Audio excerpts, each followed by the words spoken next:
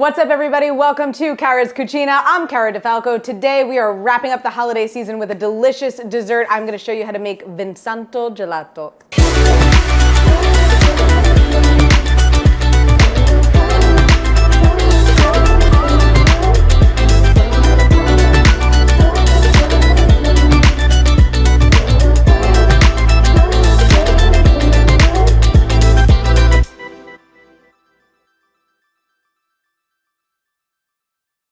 Okay, so one thing I just want to explain to you guys as we get started, we're going to be using a bagna maria or double boiler to cook our ice cream base. So it's basically just a stock pot, about a quarter to a third of the way full of water, and then a heat-proof bowl, so metal, that can sit on top of it without necessarily touching the water underneath.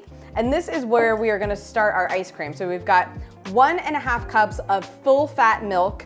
If you wanted to make a dairy-free ice cream, you certainly can. I haven't tried this flavor using dairy-free milks, but generally you can swap the milk for almond, oat, whatever your milk of choice is, and then a 1/2 cup of heavy cream. So if you're swapping here, you would use full-fat coconut milk to swap that out. But these two things go together in our bowl, and we're gonna get this all set up on the stove.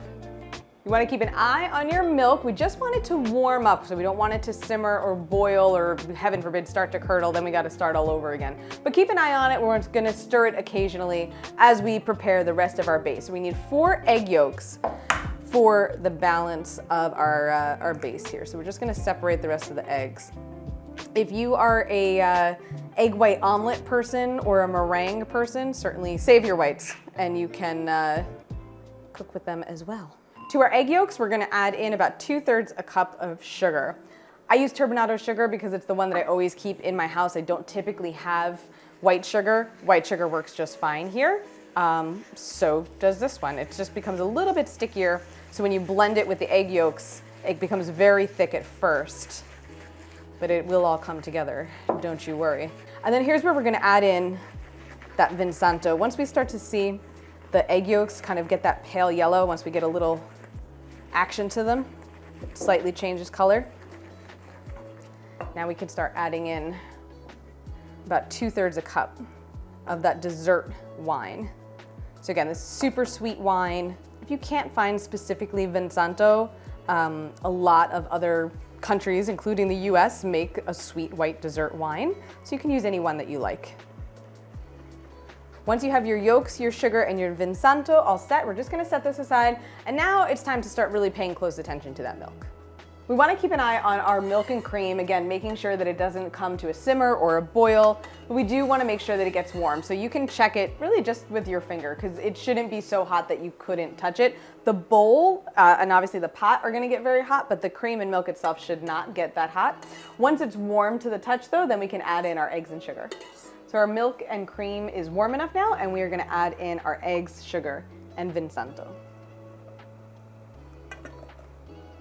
We're gonna stir our mixture until it gets thick and creamy and really coats the back of the spoon. So you can see that it's really liquidy right now, but I'm gonna show you what it's gonna look like when it's ready.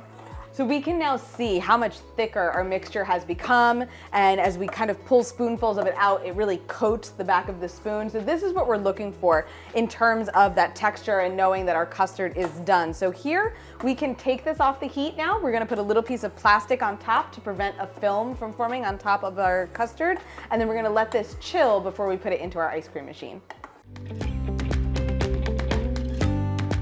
Once your gelato base is cooled, you're gonna put it into your ice cream machine. Now, how long you churn it depends on the machine you have. This one, for example, has a compressor in it.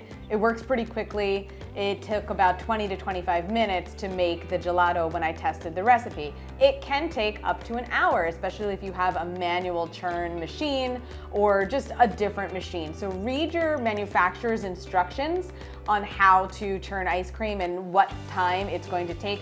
Your basic vanilla recipe will probably be the same amount of time it's going to take to churn this one. Maybe an extra 5 minutes because of the alcohol involved, but not much more than that. And as always, just check the texture of your ice cream. If you like it a little more soupy, leave it there. If you want it super creamy, leave it in a little bit longer.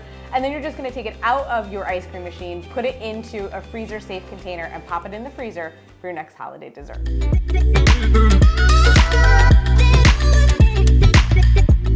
You guys like my Baby Yoda freezer container. He's my favorite. Anyways, that is it. Vin Santo Gelato. Definitely give it a shot. This is gonna go with all of your holiday desserts, that pumpkin pie, the apple pie, the fruit tart, whatever else you guys got going on. This is a really good accompaniment. Something a little different than just, you know, your classic vanilla. I'm not gonna say basic because vanilla is a delicious and complex flavor, but it's a little overdone. So maybe we try this one this year. That is it for this week in the Cucina. I hope you guys enjoy. Buon appetito.